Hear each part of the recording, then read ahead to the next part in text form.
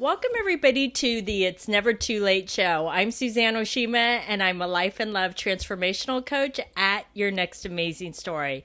I am super excited because today we have an amazing guest. I've known her for a long time, and her name is Robyn Hatcher, and she's a speaker, coach, and author of Standing Ovation Presentations. And I'm super excited because today we're talking about how it's never too late to clear the fear that robs confidence and limits potential. So welcome, Robyn. I'm super excited to have you here.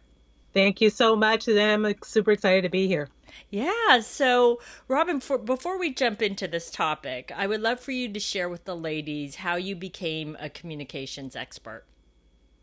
Yeah, communications expert in me, it seems like it would be a disconnect because I was an extremely shy child as a growing up. But what I learned from being a shy child was that communication was important and how you had to read people, you had to understand people. And as I was a child and I was observing this, I thought, wow, you know what? We don't do this very well. The people in my family didn't do it very well. So as I grew up, I became an actor of all things because I wanted to find a way to communicate myself in a different way. And my acting training taught me a lot about the art of communication. And then I started working with people who were second language learners. And I started teaching them English as a second language. And I got really frustrated because they were learning the words and the vocabulary, but they weren't learning how to communicate. And so that was this brainstorm moment where I said, I can bring and marry all of my communication skills, my acting skills, and helping people to communicate better. And then I went off and got certified in neurolinguistic programming because I wanted to have the brain science factor behind it to become an expert in communication. So all of those things is what molded together, plus a couple of years as a writing professional, because I wrote for the soaps, daytime dramas. So I had to learn how to communicate dialogue and different people's characters. So all of that mixed into one is what now makes me a communication expert. Wow, you have a wealth of information, and I love that it comes from all these different sources that really built you up to who you are today. So that's Yeah. amazing. So great. Well, Robyn, let's jump into how to clear the fear that robs confidence and limits potential. Because I know a lot of women have that fear, and then it kills their confidence, and then it can. It can really affect how they show up, not only on dates, but in their life, right? In business and other parts of their life. So, can you share with the ladies? Yeah, well, the interesting thing is most of our fear comes from a mindset shift, and it's coming from old patterns or old belief systems, or old limiting belief systems. So what I discovered in Clear the Fear is an acronym, and we've heard a lot of different acronyms for fear, the most popular being false evidence appearing real, which is, fine. And what I started to realize is for me, fear stands for failure to envision an alternate reality. Because when we're afraid of something, what we're envisioning is a reality that is scary to us, a reality that is going to be negative or is going to hurt us. And our brains are designed to keep us safe from anything that's going to hurt us. And it makes us go towards something that's going to reward us. So if we can figure out what the alternate reality of that action that we're about to take might be, and then have that picture become much, much larger than that fear picture that we had pictured, then we can move into our brain will make things happen that get us towards that new reality. So I believe very strongly in that. And, because I've had so many fears and I'm still using that acronym and still using that envisioning to get to the next level and to the next level. Even just becoming an actor from high school, that was my first thing about it. It's like, okay, I had to go stand on a stage and audition in front of people I didn't know. What? What's that? But the reality that I was envisioning is a Robyn who could walk into a high school place and actually be seen.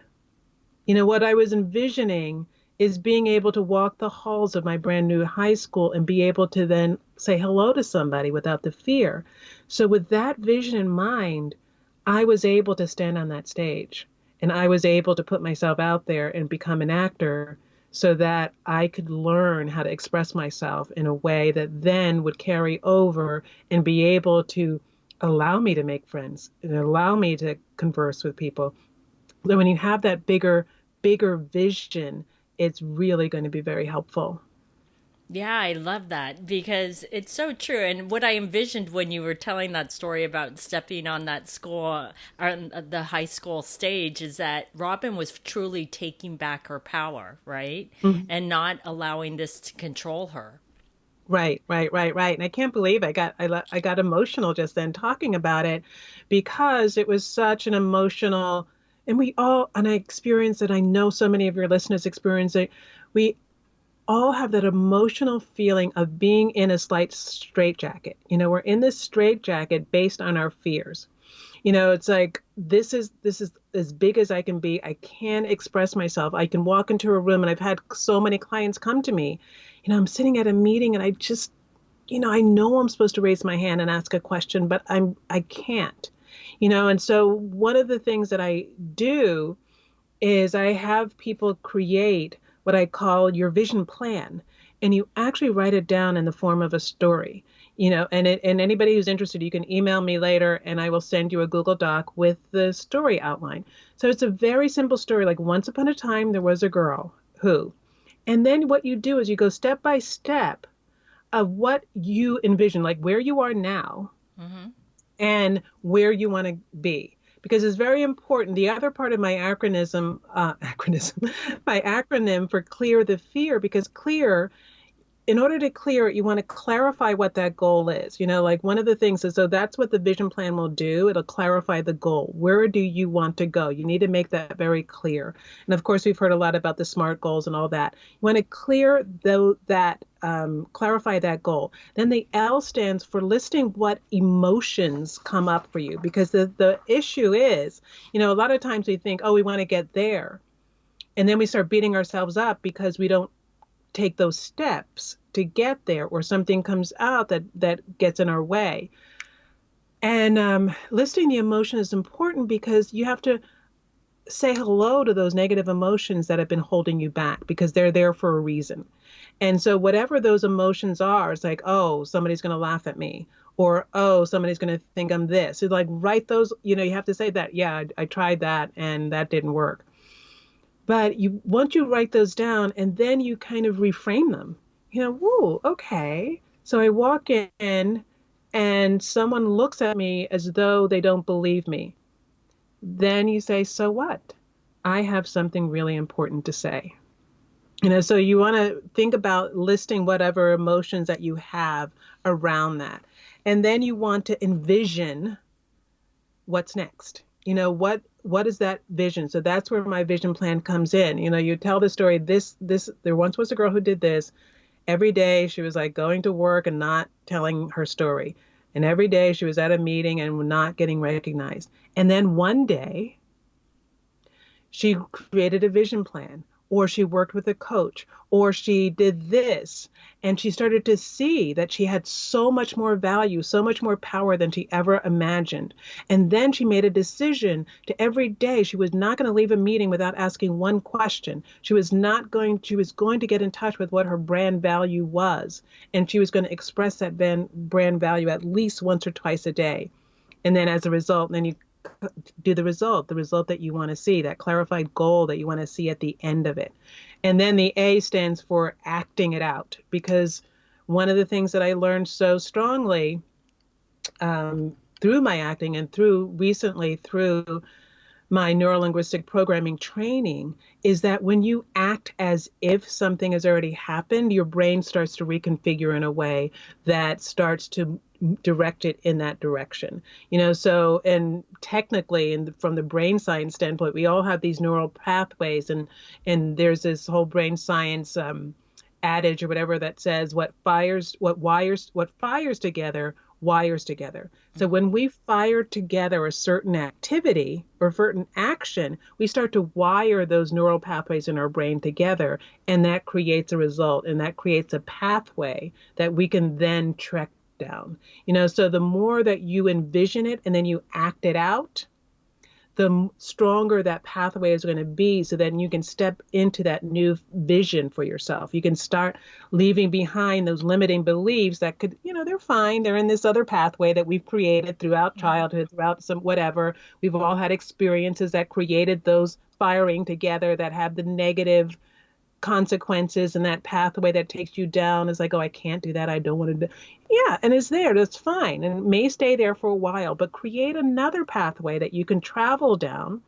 And the more you travel down that new pathway, the more overgrown this other negative pathway starts to go. It gets overgrown, and this gets more worn out.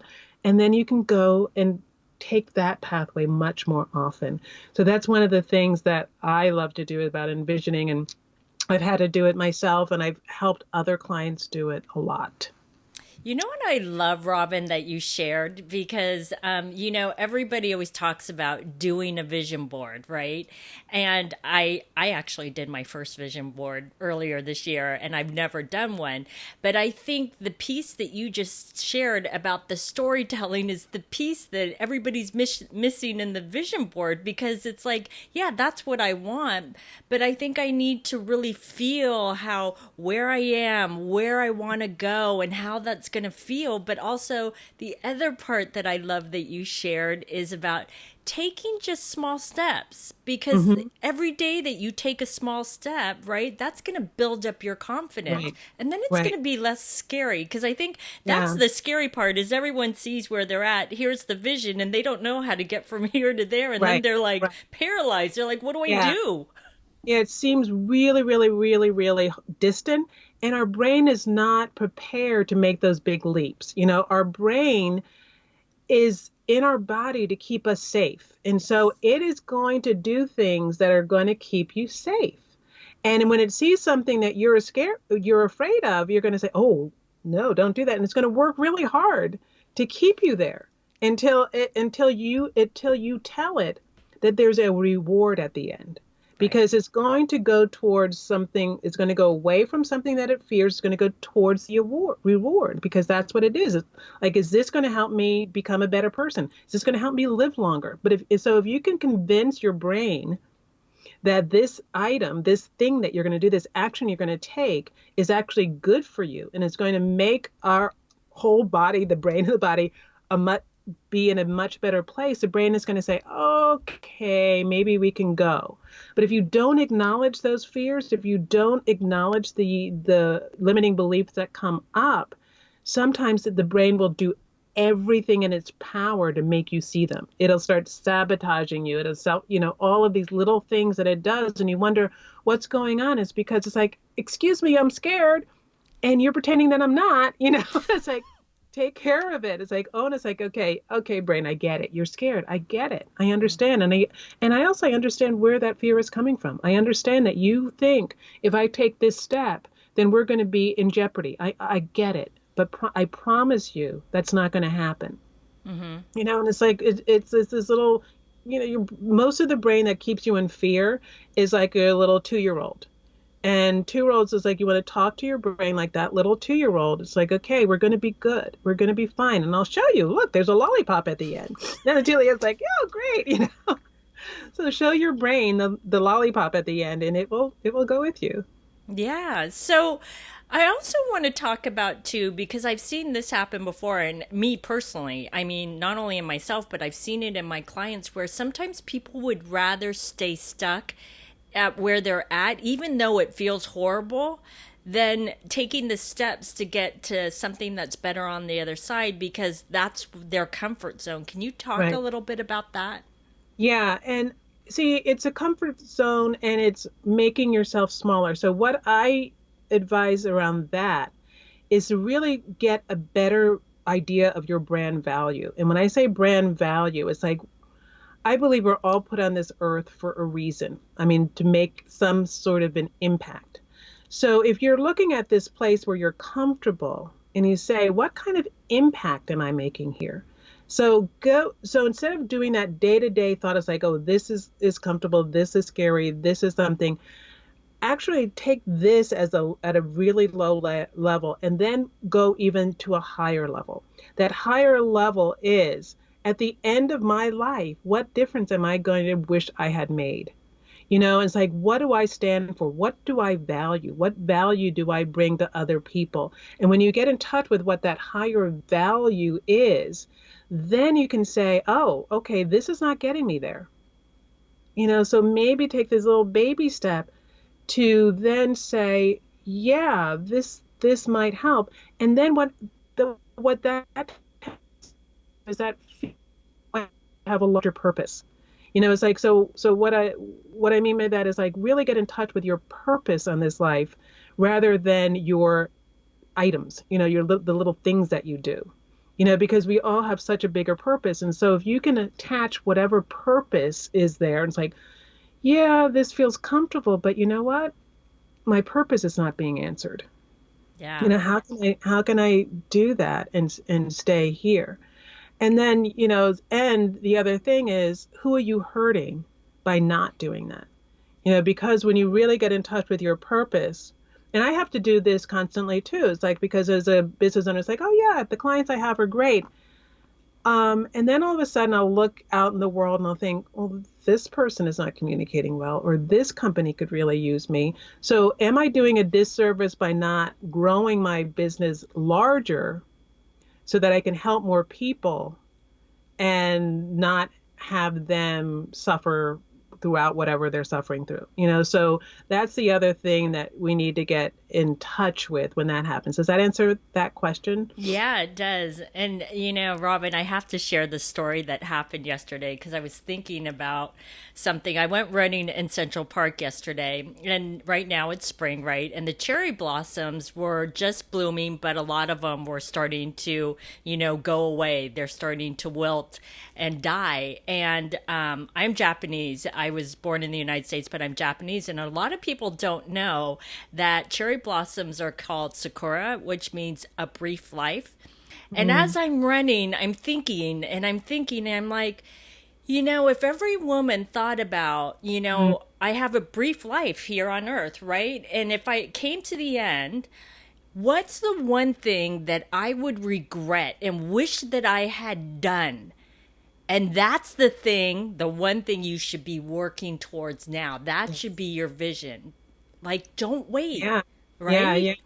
Yeah, perfect alignment there, right? Yeah. And Yeah, it's great. So that's cherry blossom. Yeah, the cherry blossom doesn't come out and say, oh, I'm only going to live a short time, so who cares? It comes out in its full beauty. And it's like, yes. see me, show me. Yeah, look at me. I look great. It's like, I'm going to look great until I fall off this tree. And that's, and that's what we want to do. And we don't do that. It's like, and cherry blossom can't stay in the little bud. I mean, the bud is pretty, but if it stayed in that little bud all the time, it's not going to be as full blown and as beautiful as it needs to be. So it's like, a lot of us, we holding on to that bud and we're staying small in that bud, but imagine the joy that it brings to people once that bud blossoms and you see this gorgeous flower, and I feel like that's who we are. Yeah, yeah. So, Robyn, how could this also apply? Because I know you talked about how this applies in a bigger picture as far as whether it's your job, career. How can we also apply this for women in dating that they're fearful on dates? In fact, I just heard a couple of clients this week say to me, I'm afraid on a first date to say what I really want to say because I'm afraid that he's not going to like me. And how can a woman show up in that confidence and really be herself, her authentic self? Yeah, and I feel like it all goes back to what we've been talking about already. It's like, what is your purpose in that relationship? Is your purpose to create a relationship with someone who understands you and gets you and celebrates you? Because if your purpose is just to please somebody, then the relationship's doomed anyway.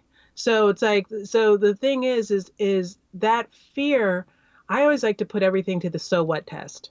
Okay, so you've said something and they look at you like you're crazy. So what? You're still really there. You're still as beautiful as you are. You're still as smart as you are. You're still as this. So what? Or you say something and you say a joke and they take it the wrong way. So what? It's like you thought it was funny. Big deal. So the thing is, like, if you could do that so what test, and also as women, we want to create relationships with men that can sustain us and also educate men about the diversity and the wholeness of what womanhood is. So if we end up showing up at dates as this paper doll kind of a thing that is perfect, we're not actually showing men the depth of who women and who females can be. So if we want to go back to that big higher purpose, sometimes you can go on a date and be the purpose of just raising the womanhood, raising the whole idea of what being a woman is. It's just like, so a woman can be funny and she could be this and she can make mistakes when she talks and she can do that. So like, let people see that fullness, and wherever that fear is coming from, again, what you want to do is you want to look back and say, okay, whenever you have a fear in the moment, what you want to do is take a deep breath and you ask yourself that question. Okay, what am I afraid to feel? What is this feeling that I'm afraid to experience right now? And a lot of times, if you can just name an emotion, then that will dissipate it. So a lot of times we'll have this emotion, it'll sound like fear, but I would love for everybody, especially on dates and things like that, to go a step further. What is that fear based on? Because there are these little things that are attached. And if you could see what that fear is, is that fear of not being perfect? Is that my fear of, I come off too brash, or I come off too fat? Something like that. It's like in that moment, tell your brain, I get it. I get that you're afraid of this. And then the brain will calm down. Because a lot of times what happens is we feel a fear and then we try to suppress it. And if we try to suppress it, the brain gets really upset because it's like, no, you're not going to upset. You're not going to suppress me. I have this feeling, and it'll start either just erupting in other places or it'll shut you down and it'll tongue your throat. The other thing is like, I know there's a speaker, Mel Robyns, who's become really, really famous recently for what she calls the 5-second rule. And that means it's like, whenever you have something to say, you think about saying it, and then your fear starts to creep in. What she suggests is everybody count backwards from 5, 5, 4, 3, 2, and by the time you get to 1, just say it. Because that's one of the things is like it sort of short wires or short circuits your brain from thinking too much of it. It's like, okay, I have this thought, 5, 4, 3, 6. So I'm going to ask this question, and that's another kind of a hack that you could do in the moment, but naming that emotion and not trying to move away from it and suppressing it. I feel like that's one of the things that gets us so internal.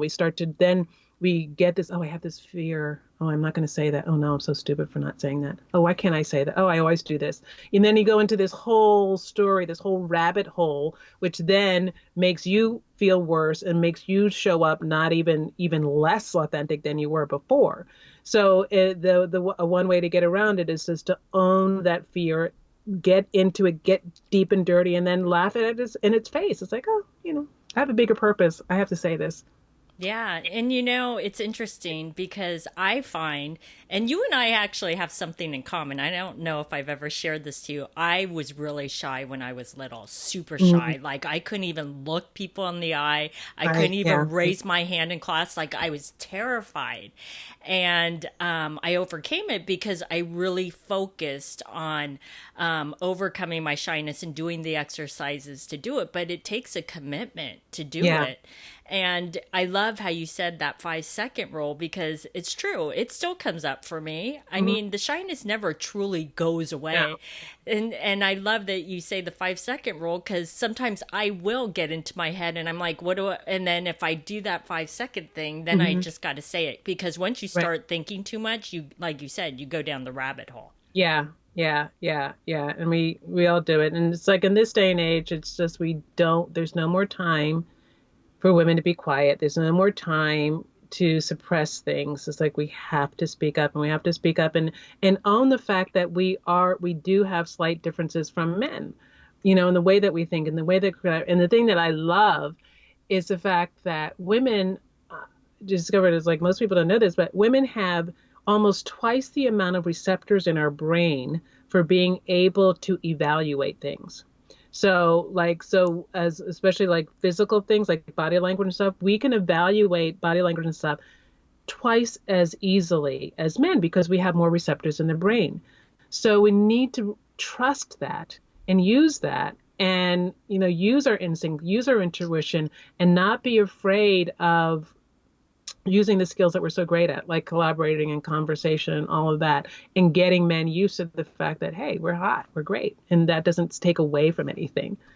Yeah, and we get to stand in our power and be our authentic selves. And if somebody likes us, great. And if someone Right. doesn't like us, that's okay. Not everyone Yeah. is supposed to be in our life, right? Yeah. And the whole desperation thing, I wrote a blog post. It's like, that's the other thing of dating is like, there's a thing called mirror neurons where emotion gets transmitted, even if you're not saying or doing anything. And so when you're at a date, and so you're talking to someone and you're suppressing something or you're feeling emotion that you're not talking about, the other person can smell it, and so it's like whatever way it's communicated, I don't know if it's a sense of smell or something, it just somehow it goes to the other person. So that's going to affect the date anyway. So you might as well communicate what it is that you want to communicate, because it's better than having somebody sniff it in a way that they don't understand where it's coming from or what it's coming from. And that goes for your fears. It also goes for desperation. When you show up, it's like, oh, this date has got to work. It's like that person's brain, just like I said, it's like every brain is trained to survive, threaten, or to reward. So the brain is thinking, oh my God, I better run. The man's brain is like, I got to run because I'm going to be attacked. And it's like all it's doing is picking up all these neurons, and it's like it doesn't know why is happening, but all of a sudden, it starts feeling, oh, I better back off. So those are the things and that's why we need to get so emotionally pure when we go into things, of being in control of our emotion, being knowledgeable of our emotion, really digging down and figuring out what we're feeling so that it doesn't come out in ways that we don't want it to come out. Right. So, Robyn, it's interesting because you brought up, like, if a woman goes into a date with that desperation, it needs to work. But I want to give you an opposite scenario, because this will happen a lot, is that she's so fearful and letting him get to know the real her that she puts up walls. She puts up walls around her, Right. and so she doesn't want to share everything. She's Right. like, I'll share it on the second or third date, but I don't want to share it now. So she's showing up with walls. So can you share how that affects a man, even if he doesn't know what's going on? Yeah, I'm sure, because as soon as you feel like somebody is hiding from you, and the same thing, those neurons will come back, and then it's like, oh, I can't trust her. So the interesting thing is, a lot of times the interpretation can be very similar depending on what it is. It's like, so these walls can look like, oh, I don't trust her. She's cold. She doesn't like me. And then what the man does, because they have fewer evaluation things, they're not going to always evaluate. They're not going to jump to, oh, she's withholding because she's afraid of something. They're going to jump to, oh, she's cold. I don't like her, or she doesn't like me enough. So, screw that, so they need to feel like they're really, really liked. And what they're interpreting that it from is, and I see this with speakers a lot too, like speakers who are afraid of the stage, they'll stand on the stage and be really dry and really cold. And I do one-on-one training. I just did this yesterday, one-on-one training with financial advisors. And so I do a role play. So I'll finish this whole role play, and the person seems like a complete robot. And I'm thinking, what is wrong with that person? Then the role play is over, and they do feedback, and they've got all this personality. So, but what I've read, the information is like, they don't want to do business with me. They don't know what they're doing. And so those are one of the things, that's what people's interpretation, your perception is people's reality. So when in those situations, what you're telling the man is you don't like them, you don't care about them, you can't be trusted, and you're cold and conniving. So those are some of the things that are coming through. And I understand at the same time, you want to give yourself the permission. It's like, I understand why people would be withholding. I understand that you don't want to put your heart out there and get stomped on all the time.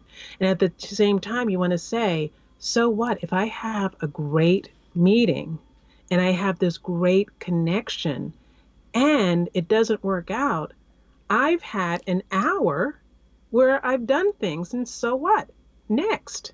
And it's like, that's the hardest thing that we can do, is like, we don't want to think about next. We want to think about, okay, we want to make this perfect. And by perfect, I'm going to withdraw and I'm going to play this game. And then at the end, they're going to see me, they're going to come back, and then I'll give. It's like, it's too late by then. Like a lot of times it's too late, because that first perception, that first impression is what holds people. So give as much as you can without, you don't have to give. And then there's a fine line. It's like, you don't want to overshare.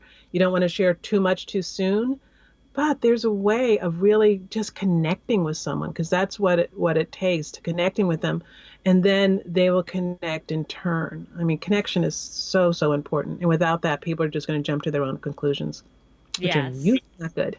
Yeah, that's so true. And I will Yeah. end on this quote. I love this quote by Oscar Wilde because it's so appropriate with what you just said, is be yourself, everyone else is taken. Right. Yeah. And be your elevated self, because a lot of times, like, I've had issues sometimes of the word authentic sometimes, because people will then use it as excuse to be rude or to be whatever. It's like, oh, that is my authentic self. They just have to get to like me for that. At the same time, there are some courtesies that we want to have. Yeah. Manners would be nice, right? Yeah. All right. Well, Robyn, this has been amazing. Oh, my goodness. I loved what we talked about. So, Robyn, how can the ladies find you? I know you have a book and a CD you want to show the ladies. So can you share? Oh, yeah. Yeah. For anybody who is a presentation skills person or wants to speak more and find out. And also I have a communication style assessment, because I believe that everybody has their own communication style. And my book is called Standing Ovation Presentations. You can find it on Amazon. It's a nuts and bolts A to Z way of doing presentations. Yeah, it's a little bit of information. And the other thing is, like, I believe communication is so holistic. You have to sound good, you have to look good, and you have to think good. I mean, think well. And so your voice is really, really an important part. And so I created a CD vocal workout, which is like, okay, who has CD players anymore? But you could get it on Amazon and MP4. So it's a Speak Etc. vocal workout that you can find on Amazon. It takes you through 12 exercises to get that type of voice that Suzanne and I have, that can really reach people and not annoy people and get heard, so people will listen to you, so that you can sound authoritative and competent. Awesome. Well, ladies. And on my website, you can find me on my website, robynhatcher.com. Easy. Robyn with a Y. Awesome. So, ladies, thank you so much for joining us on the It's Never Too Late show. The show is available both in video and audio format, which are both available on yournextamazingstory.com. And if you would like to get our free ebook, How to Create Your Next Amazing Love Story in 3 Simple Steps, you can either click right here on the video, or you can go to yournextamazingstory.com.